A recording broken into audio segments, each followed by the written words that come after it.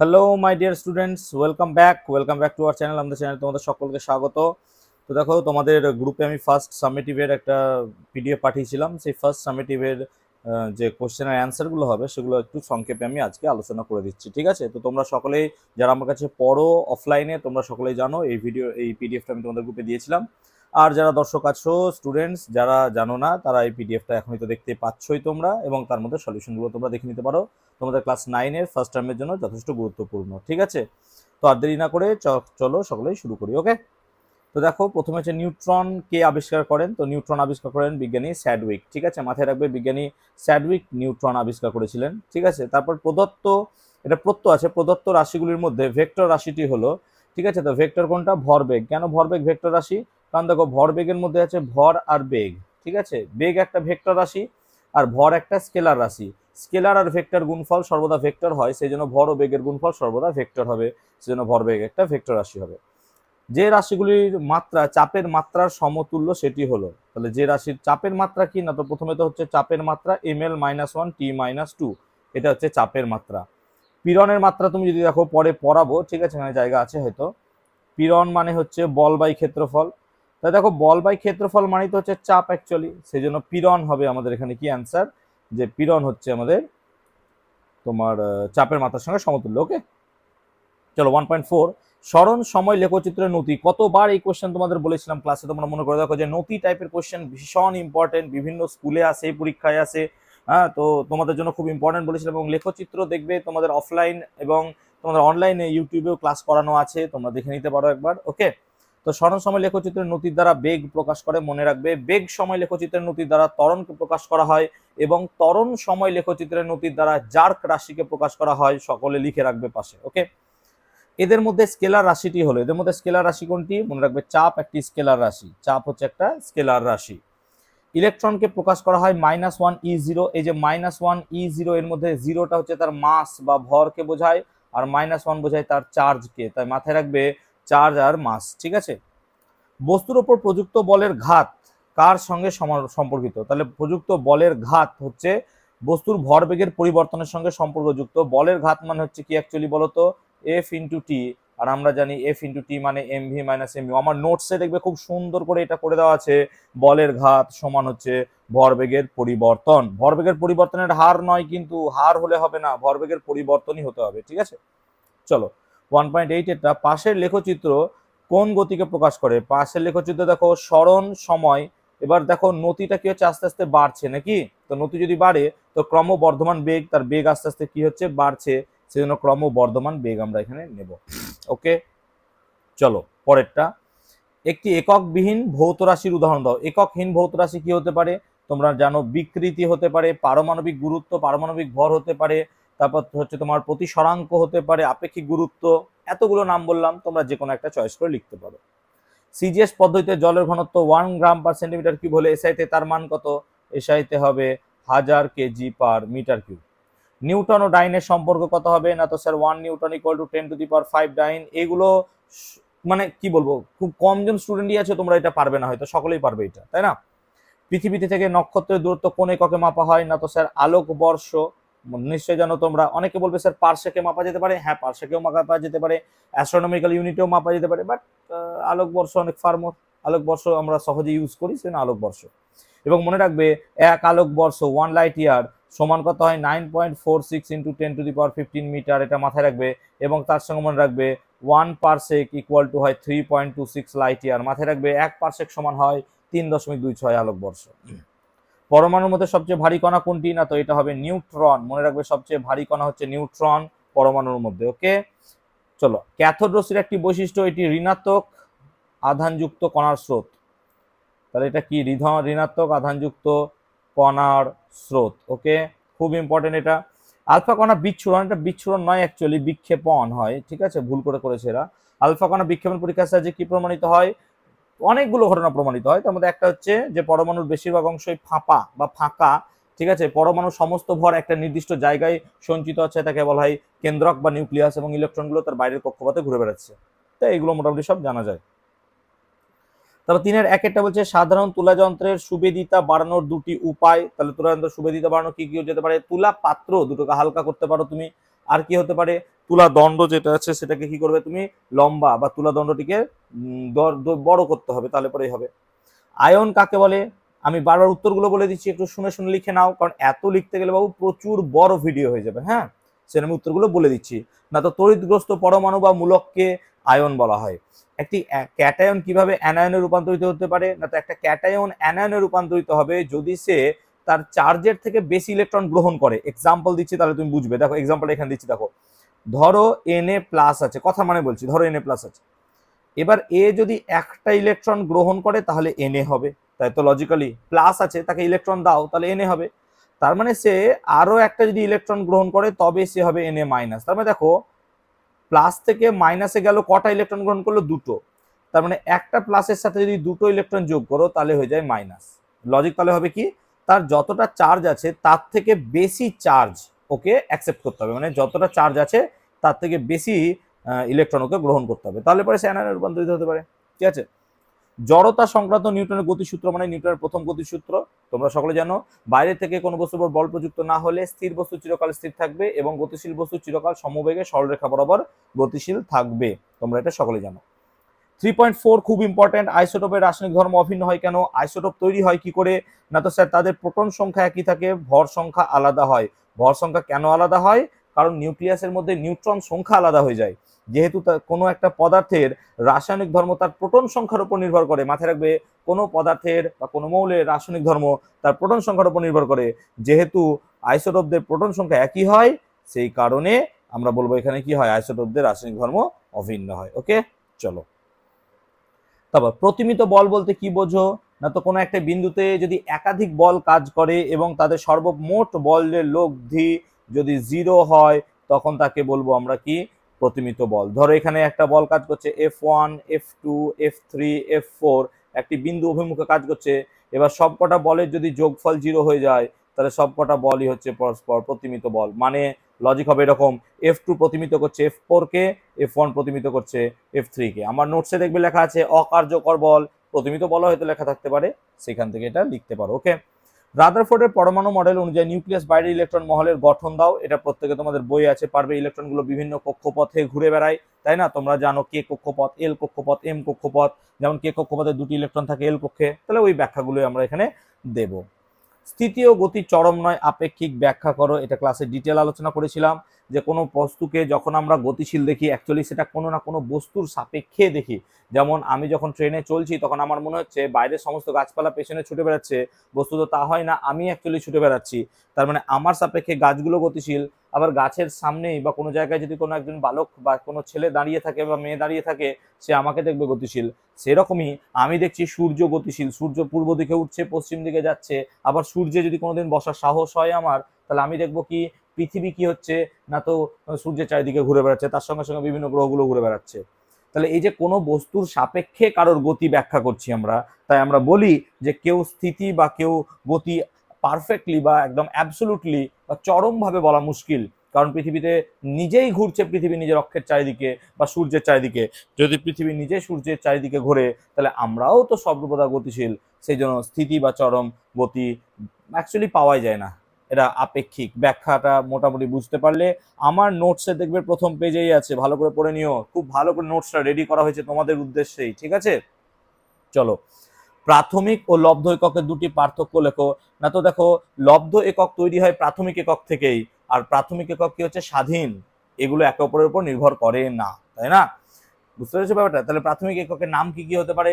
যেমন দৈর্ঘ্য, ভর, দৈর্ঘ্যের একক হচ্ছে মিটার, ভরের একক হচ্ছে সেন্টিমিটার। তেমনি লব্ধ এককের নাম কি হতে পারে?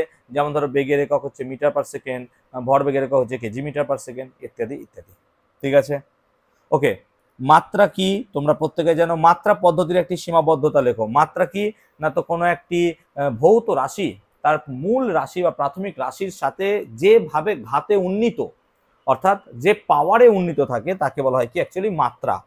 মাত্রা পদ্ধতির একটি সীমাবদ্ধতা কি হতে পারে? না তো মাত্রার সাহায্যে আমরা কোনো সমীকরণকে তৈরি করতে পারি না। না, সমীকরণ তৈরি করতে পারি না ওই সেন্সে বলছি না আমি কথাটা, অনেকে ভাববে হয়তো যারা দেখছো বা কোনো স্যার বা ম্যাডাম যদি দেখেন, ওই সেন্সে নয়।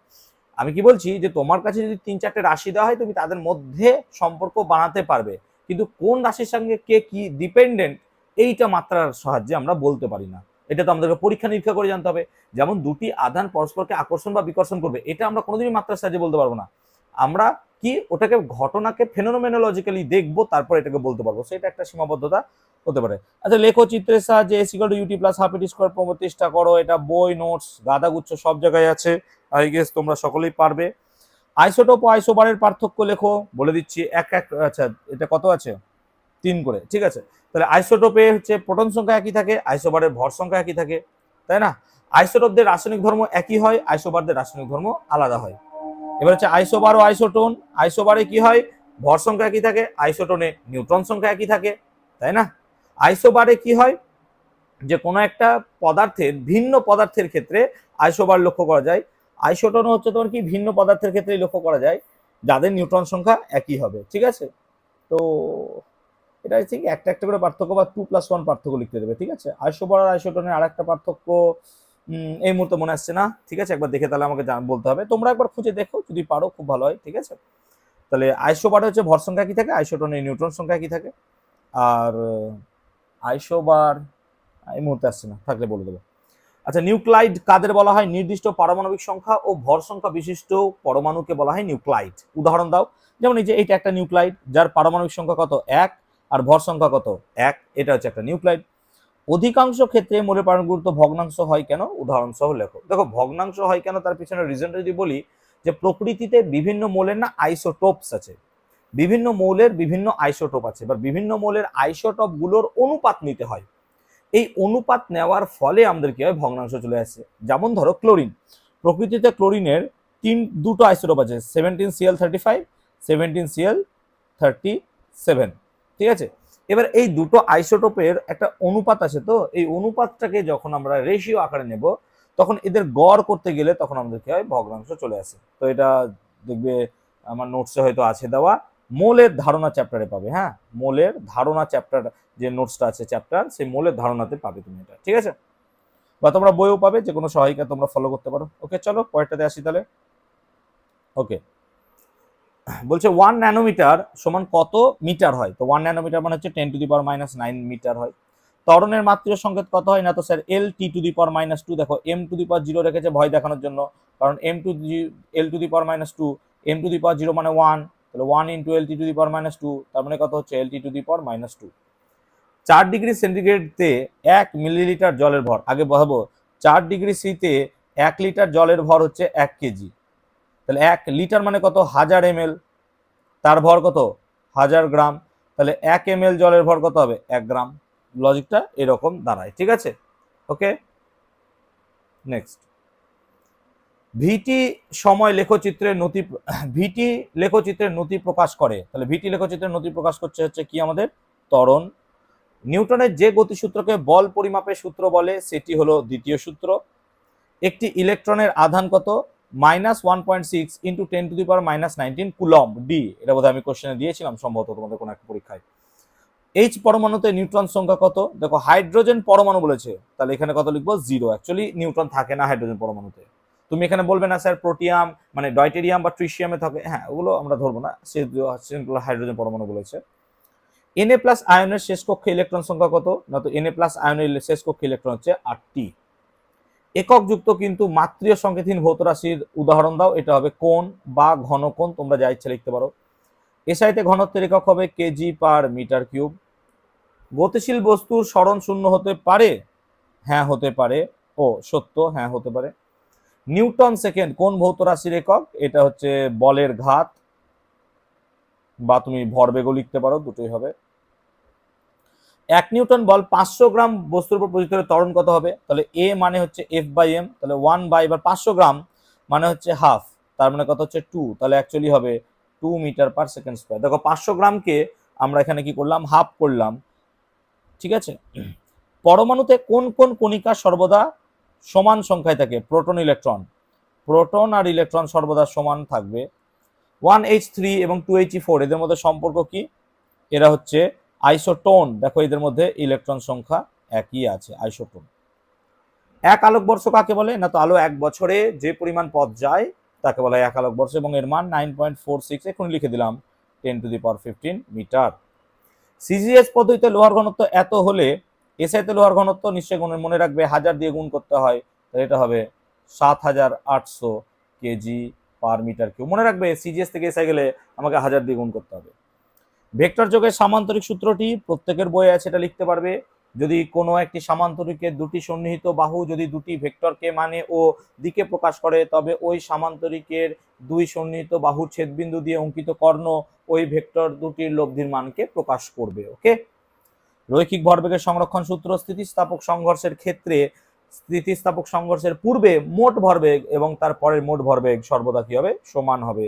অর্থাৎ m1u1 এভাবে লিখতে পারো, m1u1 প্লাস m2u2 সমান হবে m1v1 সমান প্লাস m2v2।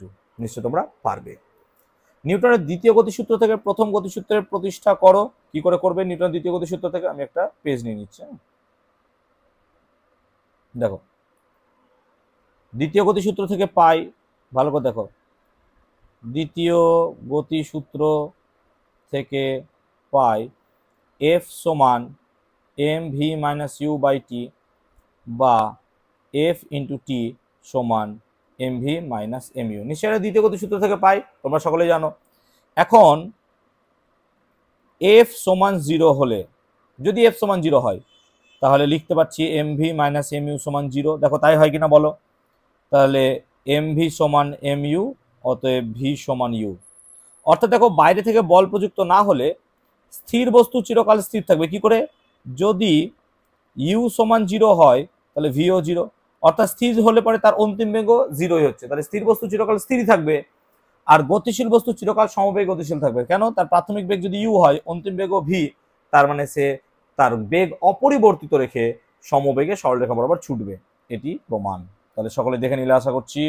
ওকে, 3.6 5 কেজি ভরের বন্দুক থেকে 5 গ্রাম ভরের বুলেট এত বেলেগের বন্দুক প্রতিক্ষেপ বেগ কত? ঠিক আছে, তাহলে বন্দুকের ভর দিয়েছে 5 কেজি আর বুলেটের ভর কত দিয়েছে?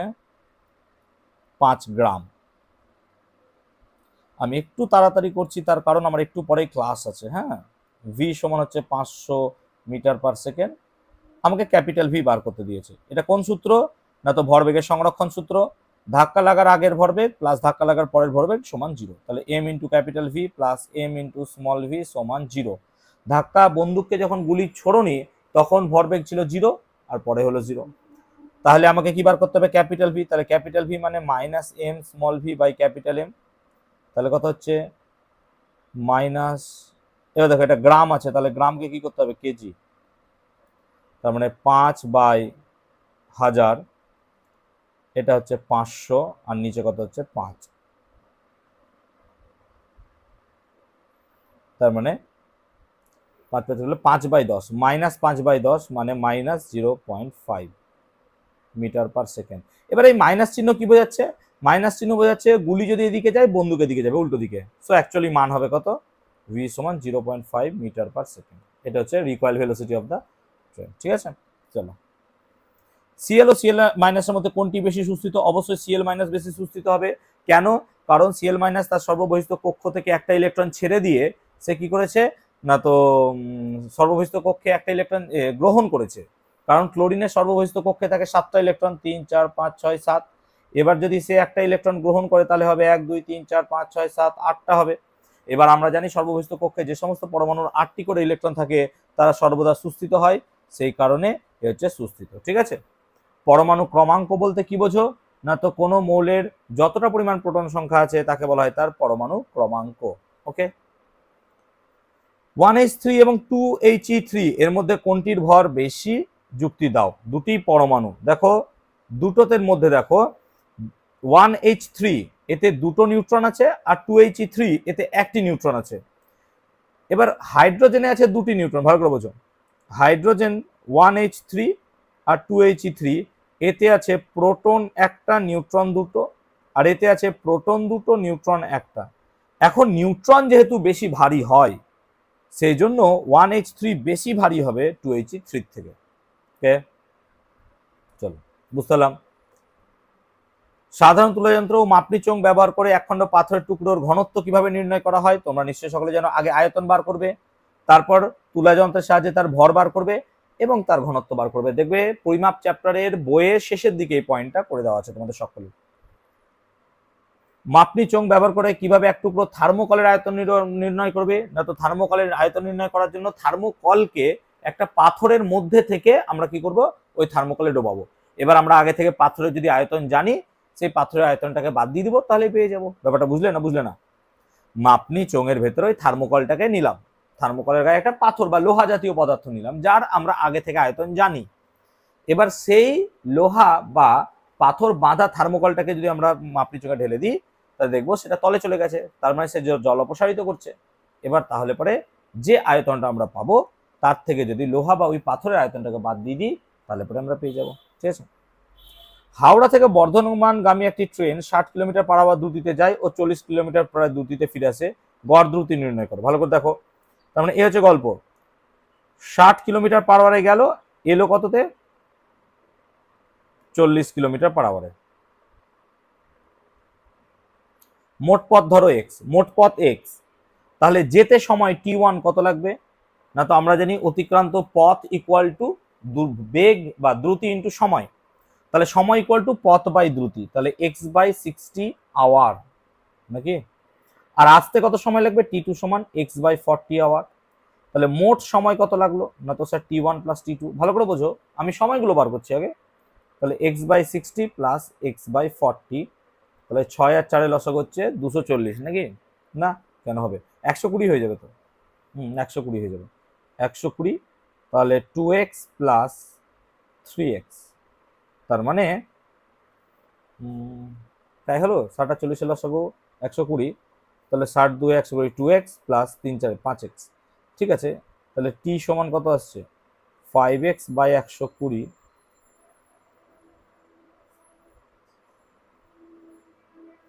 ঠিক আছে, তাহলে 60-এ গেল আর 40-এ ফেরত গেল, গড় দ্রুতি 24 কিলোমিটার পার ঘন্টা বেরোবে। ও আচ্ছা, ঠিক আছে, হ্যাঁ তাই তো হবে। তাহলে আমরা দেখবো এখন গড় দ্রুতি, ঠিকই তো করছি। গড় দ্রুতি সমান কত? মোট পথ বাই মোট সময়। তুমি লক্ষ্য করো, এখান থেকে কাটলে পরে হয় x/24 ঘন্টা। তাহলে মোট পথ কত? x প্লাস x 2x, কেন? সে গেছে x, এসছে x, তাহলে মোট পথ কত হবে? 2x। আর মোট সময় কত? না তো স্যার x/24, তাহলে কত হচ্ছে? 48 কিলোমিটার পার ঘন্টা। খুব ইম্পর্টেন্ট অঙ্ক এটা, অবশ্যই মাথায় রাখবে। ঠিক আছে, চলো। অথবা পাশের ভিটি লেখচিত্র থেকে একটি গতিশীল কণার 15 সেকেন্ডে সরণ নির্ণয় করো। তাহলে এখান থেকে দেখো আমি জুম করে দিচ্ছি 15 সেকেন্ডে। তাহলে এটা হচ্ছে 15 সেকেন্ডে সরণ। হাইট কত? 20। তাহলে ক্ষেত্রফলই তো আমরা সরণ বার করি, তাহলে ক্ষেত্রফল কত হবে? এর ক্ষেত্রফল, তাহলে হাফ, ভূমি কত? 15, উচ্চতা কত? 20, তার মানে 10, তার মানে হচ্ছে 150 মিটার। এইভাবে বার করবো আমরা নাকি? কত সহজ, ক্লাসে করেছিলাম মনে করে দেখো, ক্লাসে করেছিলাম মনে করে দেখো। এবং কণার ত্বরণ নির্ণয় করে, ত্বরণ বার করছি। ঠিক আছে, তাহলে 15 সেকেন্ডে 150 মিটার। ঠিক আছে, তাহলে এখন লক্ষ্য করো, কণার এখানে বেগ হয়েছে, এখানে বেগ কমেছে নাকি? তাহলে এই জায়গাটায় তুমি ত্বরণ পাবে কত? দেখো এই জায়গাটায় ত্বরণ হচ্ছে 20/10, তাহলে এই জায়গাটায় হচ্ছে 20/10 মানে কত? 2 মিটার পার সেকেন্ড স্কোয়ার। আর এখানটাতে কত হবে? দেখো 20 থেকে 0 হয়েছে, তাহলে 20/5 মানে 4 মিটার পার সেকেন্ড স্কোয়ার। তাহলে দুটো কাজ করেছে, একটা ত্বরণ আর একটা মন্দন। তাহলে 0 থেকে 10 সেকেন্ডে তার ত্বরণ ছিল 2 মিটার পার সেকেন্ড স্কোয়ার, এবং 10 সেকেন্ড থেকে 15 সেকেন্ডে তার মন্দন ছিল 4 মিটার পার সেকেন্ড স্কোয়ার। তাই না? কি করে বার করলাম? না তো স্যার বেগ মানে কি হয়, ত্বরণ মানে কি হয়? বেগ বাই সময়। এখানে বেগ কত? এখানে বেগ 20, এখানে কত? 0, তাহলে বেগ বৃদ্ধি কত হবে? 20 - 0, সময় কত? 10, 20/10। এখানে দেখো বেগ ছিল 20, অন্তিম বেগ কত? 0, তাহলে বেগের পরিবর্তন কত? 20, তার সময় কত লেগেছে? 10 থেকে 5 গেতে 5, 20/5 করে দিলাম। কত বাচ্চা অঙ্ক? চলো তারপর 4.3, 19 কে 39 পরমাণু ইলেকট্রন ও নিউট্রন সংখ্যা নির্ণয় করো। তাহলে দেখো ইলেকট্রন সংখ্যা হচ্ছে 19 আর নিউট্রন সংখ্যা হচ্ছে 20, তাই না? 19 আর 20। পরমাণু ইলেকট্রন বিন্যাস কত হবে? না তো 2 8 8 1, এটাই তো হওয়া উচিত। রাদারফোর্ডের পরমাণু মডেলের দুটি ত্রুটি লেখো। এটা সকলেই পারবে, আর কি কমন কোশ্চেন একদম।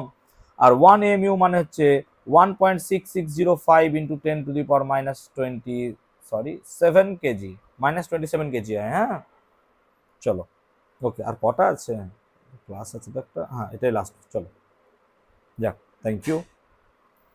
সকলেই বলছি ভালো করে ভিডিওটা দেখো এবং মন দিয়ে কিন্তু এগুলো সব খাতায় লিখে রাখো, খুব খুব ইম্পর্টেন্ট, ভেরি ইম্পর্টেন্ট, ঠিক আছে। চলো, বি সদৃশ ভৌত রাশিটি চিহ্নিত করো। বি সদৃশ মানে এখানে দেখো সবার একক নাই, দেখো তুল্যাঙ্ক ভারের একক হয় না, দ্রাব্যতার একক হয় না, আপেক্ষিক গুরুত্বের একক হয় না, তাহলে ভরবেগ তার একক আছে বলে ভরবেগ বি সদৃশ। কার্যের মাত্রিক সংখ্যা হবে ml square T to the power -2, খোঁজো সি। 1 পারসেক সমান এক্ষুনি বললাম 3.26 লাইট ইয়ার। দেখো কোশ্চেন দেখছো চটচট করে কেমন মিলে যাচ্ছে, মুখের ভাষার কোশ্চেন মিলছে। সূর্যের চারিদিকে পৃথিবীর প্রদক্ষিণ হলো কি গতি? সূর্যের চারিদিকে পৃথিবীর গতি হচ্ছে বৃত্তীয় গতি। হ্যাঁ চলো 1.5, নিচের কোন লেখচিত্রটি কোন কণার সমমন্দনে গতিকে প্রকাশ করছে? সি। দেখো আস্তে আস্তে কমছে সমমন্দন, এটা সমমন্দন নয় কিন্তু, হ্যাঁ চলো স্ট্রেট লাইন হবে সমমন্দন হলে। নিউট্রন বিহীন একটি পরমাণু হলো প্রোটিয়াম, দেখো এখানে নাম লিখে দিয়েছে প্রোটিয়াম, অবশ্যই মনে রাখবে। 1.76x12 এর আইসোটোপ হচ্ছে, আইসোটোপ বলেছে তাহলে 6 হবে নিশ্চয়ই, তাহলে এখানে 6 আছে x, তাহলে এটা হবে 6x13। পরমাণু সবচেয়ে ভারী কণিকাটি হলো নিউট্রন। তোমরা বলো যারা আমার কাছে ক্লাস করছো 9-এ, বলো তো একটা কোয়েশ্চেন হেরফের হচ্ছে যা আমি করাইনি, ঠিক আছে, একটা কোয়েশ্চেন কি হেরফের এসছে যে না এই কোশ্চেনটা স্যার আপনি করাননি, এই কোশ্চেনটা দেখছি এখানে আছে, ঠিক আছে। তো দেখো 1 অ্যাংস্ট্রম সমান কত হয়? 10 টু দি পাওয়ার -10 মিটার। তারপর মেট্রোনাম কি? দেখো মেট্রোনাম তুমি ভাবো কতবার ক্লাসে বুঝিয়েছিলাম মেট্রোনাম। মেট্রোনাম কি না, তো এমন একটা ঘড়ি যা রকেট উৎক্ষেপণের সময় বা স্যাটেলাইট উৎক্ষেপণের সময় আমরা কাজে লাগাই, তাই না। চলো, তড়িৎ প্রবাহ মাত্রার একক কি? এটা হচ্ছে অ্যাম্পিয়ার। চলো এটাকে ব্র্যাকেটে এ লিখবে এরকম ভাবে। বলের সংজ্ঞা ও কাজের ধারণা, তাহলে বলের সংজ্ঞা পাওয়া যায়, কাজ বলেছে এটা, এটা জাড্য হবে, হ্যাঁ ভুল লিখেছে ওরা, এটা জাড্যের ধারণা হবে নিউটনের প্রথম গতিসূত্র, তাহলে এটা হবে 2.3.1। বলের পরিমাপ নিউটনের দ্বিতীয় গতিসূত্র, আর রকেট উৎক্ষেপণ নিউটনের তৃতীয় গতি, আচ্ছা রকেট উৎক্ষেপণ তো এটা তো খুব মুশকিল করে দিল, দুটোই হয় রৈখিক ভর, দেখো অ্যাকচুয়ালি তৃতীয় গতিসূত্র আর রৈখিক ভরবেগের সংরক্ষণ সূত্র দুটোই কাজে লাগে। 2.3.3 করো, ঠিক আছে, তবে এটাও হয়, হ্যাঁ এটাও হয়, রৈখিক ভরবেগের সংরক্ষণ নীতি অবশ্যই এখানে কাজে লাগে, এমন আমরা বলতে পারবো না যে কাজে লাগে না। প্রোটন ও নিউট্রন সংখ্যার সমষ্টিকে বলে পারমাণবিক সংখ্যা, ডাহা মিথ্যা, এটা একদম মিথ্যা, ঠিক আছে। ইলেকট্রন কে আবিষ্কার করেন? J J Thomson. অবশ্যই তোমরা টমসন লিখবে বা স্যার জে জে থমসনের নাম লিখবে, অন্য কিছু লিখবে না, তাই 2.5 হবে জে জে থমসন। নিউট্রন কণার ক্ষেত্রে E/m এর মান কত? 0, কারণ নিউট্রনের চার্জ নাই, মাথায় রাখবে। চলো 3 দাগেরটা করি। বলছে এখনো লোহার আয়তন 500 সিসি আর ভর 4 কেজি, ঘনত্ব কত হবে? তো দেখো ঘনত্ব হবে 4000/500, তার মানে হচ্ছে 8 গ্রাম পার সেমি কিউব। সুন্দর বেরিয়ে গেল অ্যান্সার। একক আছে অথচ মাত্রা নেই, এরকম দুটি রাশি হচ্ছে কোণ আর ঘন কোণ। বলে দিচ্ছি আমি মুখে, তোমরা টুকে নিও। কোণ আর ঘন কোণ সাধারণ তোমাদের যে ফার্স্ট টার্ম পরীক্ষা আসছে, সেই ফার্স্ট টার্ম পরীক্ষার দিনগুলো কিন্তু খুব খুব ইম্পর্টেন্ট, আমি বারবার বলে দিচ্ছি, ঠিক আছে। 3.2, সাধারণ তুলা যন্ত্রে ভর মাপার জন্য বাটখারাগুলিকে কি অনুপাতে থাকে? 5:2:2:1। কেন বাবু আর কেন বললাম না, হ্যাঁ তোমরা প্রত্যেকে জানো কেন, ঠিক আছে। ত্বরণের এককে সময়ের একক দুবার ব্যবহার করা হয় কেন? দেখো সরি কি চলে এলো বাবা,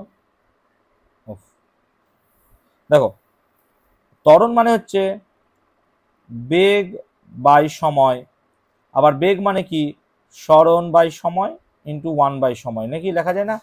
তুমি দেখো ত্বরণের এককে সময় আসছে একবার বেগ বৃদ্ধির হার বোঝাতে, আর একবার আসছে বেগের এককে সময় আছে বলে, তাহলে ত্বরণের এককে সময় কথাটা দুবার আসছে, একবার বেগের হার বোঝাতে আর একবার বেগ বৃদ্ধি মানে বেগের একক বোঝাতে আর বেগ বৃদ্ধির হার বোঝাতে। ওকে চলো 3.4, বলের এসআই ও সিজিএস এককের নাম লেখো। বলের এসআই একক হচ্ছে নিউটন, সিজিএস একক হচ্ছে ডাইন, এদের মধ্যে সম্পর্ক 1 নিউটন = 10⁵ ডাইন। অথবা নিউটনের প্রথম গতিসূত্র এক্ষুনি বিবৃত করলাম আর বলছি না। দেখো এই অঙ্কটা এক্ষুনি করলাম, 500 গ্রাম ভর, এটা কত হবে? ত্বরণ কত হবে? ত্বরণ হবে 2 মিটার পার সেকেন্ড স্কয়ার, এক্ষুনি করলাম নাকি। অথবা কোনো একটি বস্তুর উপর বল প্রযুক্ত না হলে বস্তুটির ভরবেগ থাকবে কি? দেখো বল প্রযুক্ত না হলে ভরবেগ থাকতে পারে, হ্যাঁ, কারণ ভরবেগ মানে কত? m × v, কোনো বস্তু যদি সমবেগে চলে তার ভরবেগ আছে, তার ভরবেগের পরিবর্তন নেই। আবার ভরবেগের পরিবর্তন নাই মানে বলও নাই, সেজন্য বল না হলেও ভরবেগ থাকতে পারে, হ্যাঁ থাকতে পারে কোনো বস্তু যদি সমবেগ বরাবর চলে। পরমাণু ও আয়নের মধ্যে পার্থক্য, পরমাণুতে ইলেকট্রন ও প্রোটন সংখ্যার পরিমাণ সর্বদা একই থাকবে, আয়নে হবে না, আয়নে প্রোটন ইলেকট্রন সংখ্যার হেরফের থাকবে। ঠিক আছে, পরমাণু কোনো একটা পদার্থের, ঠিক আছে, কোনো একটা পদার্থের বা কোনো একটা মৌলের তুমি যদি পরমাণু বলো, তাহলে পরমাণুর আয়ন বলেছে, পরমাণু আয়নের, ঠিক আছে, তাহলে পরমাণুতে প্রোটন ইলেকট্রন সংখ্যা একই থাকবে, আয়নে প্রোটন ইলেকট্রন সংখ্যা থাকবে না। ঠিক আছে, আচ্ছা, পরমাণু অপেক্ষাকৃত কম সুস্থিত হয়, আয়ন অপেক্ষাকৃত বেশি সুস্থিত হয়, তুমি মাথায় রাখতে পারলে হয়ে যাবে। আচ্ছা, এদের মধ্যে কোন দুটি আইসোটোপ ও কোন দুটি আইসোটোন, এটা আমাকে কোশ্চেন বলেছে। তাহলে আইসোটোপ হবে, দেখো আইসোটোপ ওয়াই আর জেড হচ্ছে আইসোটোপ, আর আইসোটোন হবে দেখো এক্স আর ওয়াই। ঠিক আছে, চলো, Mg+2 আয়নের ইলেকট্রন ও প্রোটনের সংখ্যা কত? না তো ইলেকট্রন সংখ্যা হচ্ছে 10টি আর প্রোটন সংখ্যা হচ্ছে 12টি। ওকে, চলো, রাদারফোর্ডের পরমাণু মডেলের ত্রুটি প্রত্যেকে পারবে, আর বলছি না। পরমাণু নিউক্লিয়াসে প্রোটনগুলোর মধ্যে বিকর্ষণ বল থাকা সত্ত্বেও নিউক্লিয়াস সুস্থিত অবস্থায় থাকে কেন? নিউক্লিয় বল। সেখানে হাইজেনবার্গের তত্ত্বটা বলবে যে পরমাণুতে প্রোটন নিউক্লিয়াসের ভিতরে প্রোটন নিউট্রনে এবং নিউট্রন প্রোটনে অবিরত পরিবর্তিত হতে চলেছে, এবং এই অবিরাম পরিবর্তনের ফলে কি হচ্ছে, সেখানে একটা মেসন নামক কণা সৃষ্টি হচ্ছে। এই মেসন সৃষ্টি করার ফলে বা মেসন কণার ফলে ওদের মধ্যে কি হচ্ছে, একটা তীব্র আকর্ষণধর্মী বল কাজ করছে। ওকে, চলো, 4.1 V square equal to U square plus 2s, এটা প্রত্যেকেই পারবে, ক্লাসে দেখবে করানো হয়েছিল এবং তোমাদের বইও আছে। এটি গতিশীল কণার বেগ সমান লেখচিত্র দেখানো হলো, বস্তুটির ত্বরণ কত?